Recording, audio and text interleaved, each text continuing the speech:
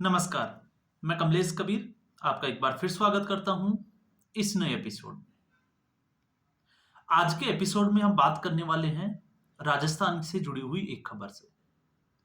राजस्थान के उदयपुर जिले की घटना आपको पता होगा 28 जून 2022 नुपुर शर्मा के एक स्टेटमेंट के बाद में किस तरीके से पूरे देश में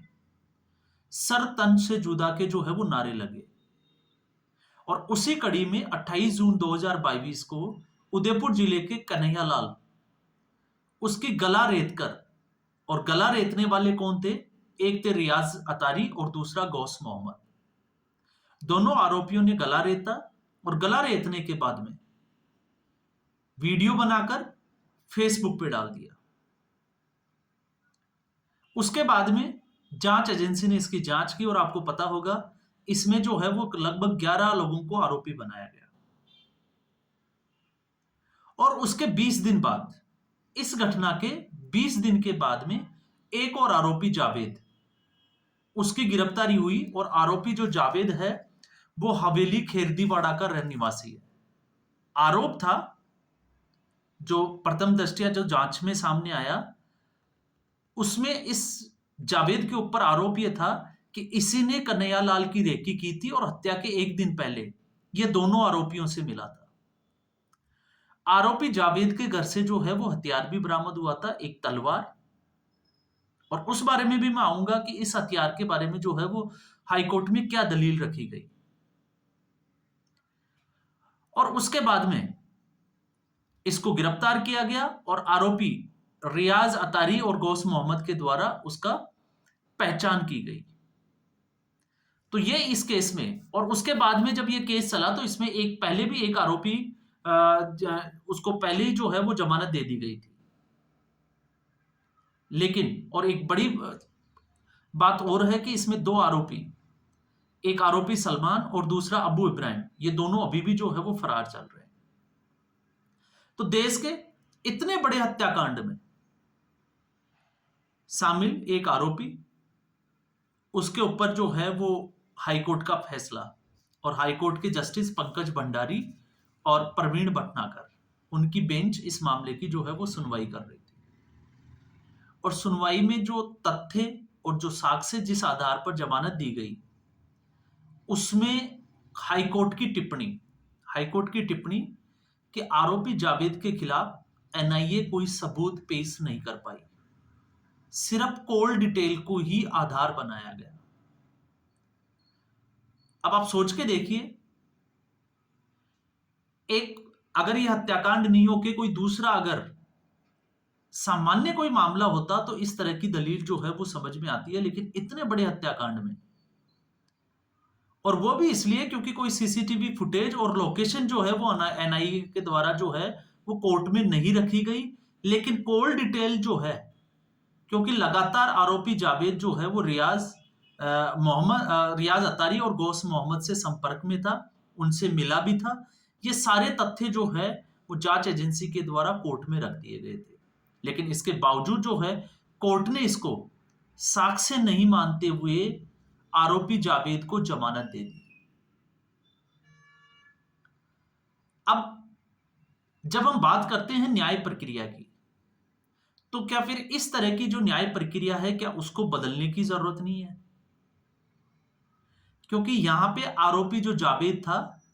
उसके वकील ने यह भी दलील दी थी कि यह आदतन अपराधी नहीं है। अब आप सोच के देखिए कि अगर कोई व्यक्ति मर्डर के आरोपों में अगर शामिल होता है, हत्यारों के साथ वो मिलता है, उनकी कॉल डिटेल आती है, और हत्यारों के जो आरोपी, मेन जो आरोपी थे, उनके बयान पे आधार पे जिसको अरेस्ट किया जाता है, अगर उसको इस तरीके से जमानत दी जाती है तो फिर लोगों में, क्योंकि ये मामला जो है वो वापस से फिर जो है वो तूल पकड़ सकता है और इसकी पूरी संभावनाएं जो है वो नजर आती है। अब क्योंकि मामला जो है वो हाईकोर्ट का है और माननीय न्यायाधीश पंकज भंडारी और जिसकी हम बात कर रहे हैं प्रवीण भटनागर का ये फैसला है, तो हम किसी भी कोर्ट के फैसले के खिलाफ नहीं जा सकते। ये हमारा जो है वो कानून कहता भी है, और अगर कोई व्यक्ति इसके खिलाफ जाने की कोशिश करता है तो उसके खिलाफ जो है वो कोर्ट ऑफ कंडक्ट का जो है वो केस भी लगाया जा सकता है। तो ऐसी स्थिति में हम कोर्ट के मामले में, इस फैसले के मामले में कोई टिप्पणी नहीं कर सकते, लेकिन इतना जरूर कर सकते हैं, इतना जरूर हम कह सकते हैं कि क्या इस न्यायिक प्रक्रिया को बदलने की जरूरत नहीं है, क्या इस पे विचार नहीं होना चाहिए। और क्यों नहीं होना चाहिए? क्योंकि हमने बहुत सारे ऐसे मामले देखे हैं जिसमें इसी तरीके से आरोपी जो है वो बड़ी चालाकी के साथ जमानत लेकर बाहर खुले में घूमते हैं। और ऐसे एक नहीं, बहुत सारे केस, क्योंकि इससे पहले भी हमने, आपने देखा होगा कि सुप्रीम कोर्ट में, मैंने पहले भी एक वीडियो में बात किया था कि जिस तरीके से स्वाति मालीवाल के कांड में विभव कुमार को कोर्ट ने जो है वो जमानत दी, और उनकी कोर्ट की एक टिप्पणी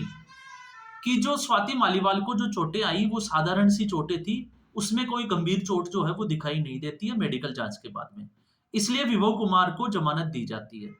तो आपको सोच के देखिए, क्या एक महिला, और वो भी राज्यसभा की सांसद है, अगर उसके साथ मारपीट की गई है और उसको अगर साधारण चोट आई है, तो क्या ये जमानत का आधार बनता है? और इस मामले में भी अगर हम सोच के देखें, तो आप देखिए कि कॉल डिटेल जो है दोनों आरोपियों के साथ जो है वो बरामद होती है, प्राप्त होती है, कोर्ट में रखी जाती है। लोकेशन अगर प्राप्त नहीं होती है, तो अगर किसी आरोपी की लोकेशन अगर प्राप्त नहीं होती है, तो क्या उसके साक्ष्य और उस तथ्य के अभाव में किसी आरोपी को जमानत दी जा सकती है? जबकि ये एक बहुचर्चित, जिसको हम कहें कि देश का जो है वो बड़ा ही चर्चित और बड़ा संवेदनशील जो है वो मामला था। और ऐसे एक नहीं, अनगिनत बहुत सारे मामलों में हमने देखा है कि बहुत सारे आरोपी जो है वो इस कानून प्रक्रिया की ये जो कमजोरियां हैं उसका फायदा उठाकर जो है वो इससे बाहर निकल जाते हैं, बचकर निकल जाते हैं। बहुत बड़े लेवल के जो है वो वकीलों को किया जाता है। और इस देश में अगर हम देखें, भारत देश में, तो हम उस देश के रहने वाले हैं जिसमें आतंकवादियों को भी वकील जो है वो आसानी से मिल जाते हैं,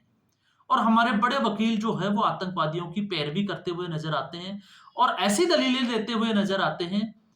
कि अगर हम बात करें तो ऐसे बहुत सारे वकीलों की जो है वो आपको लिस्ट मिल जाएगी। जिस तरीके से, और ये जो है, हम कहते हैं जी कि भारत को जो है वो बाहर से नहीं, अंदर से भी जो खतरा महसूस होता है वो इन्हीं लोगों के जरिए होता है। क्योंकि कल ही मैंने आपको एक, अगर मैं डिबेट की बात करूं, तो आशुतोष का नाम सुना होगा, पत्रकार आशुतोष, जो सत्य हिंदी चलाते हैं। और वो एक नई जो मूवी आई है जिसको लेके कंट्रोवर्सी चल रही है, कंधार हाईजैक, प्लेन हाईजैक की, उस मूवी में उन्होंने जो एक तर्क दिया, और किस तरीके के तर्क देते हैं, और फिर इनको जो है वो मीडिया उसमें जितने भी जो न्यूज चैनल्स है वो मुर्गे की तरह लड़ाई लड़ाने के लिए इनको बुला लेते हैं। उनका तर्क था कि उस प्लेन को जो है वो उड़ा देना चाहिए, फिर भले ही चाहे उसमें जितने भी जो 150 के आसपास जो लोग थे, सवार थे, चाहे वो मर जाते।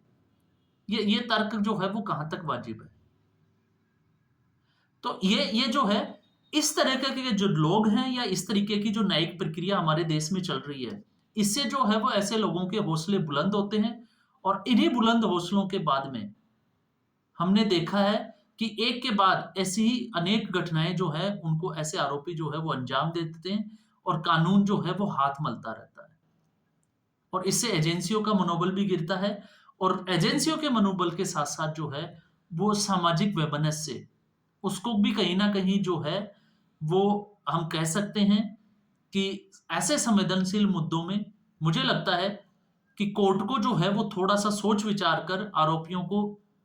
जमानत या और भी जो है वो फैसले लेने चाहिए, ताकि आगे जाकर इस तरह की जो घटनाएं हैं उनके ऊपर लगाम लगे। जबकि इस पूरे केस में तो आरोपियों ने वीडियो बनाकर सोशल मीडिया पे भी चलाया था, तो उसके बाद में अगर हम किसी साक्ष्य की बात करें तो उसमें कुछ रह नहीं जाता है। आपके विचार इसमें क्या है, जरूर बताएं। आज के एपिसोड में बस इतना ही। उम्मीद करूंगा ये एपिसोड वीडियो आपको पसंद आया होगा। वीडियो को लाइक करें, शेयर करें, चैनल जरूर सब्सक्राइब करें। धन्यवाद।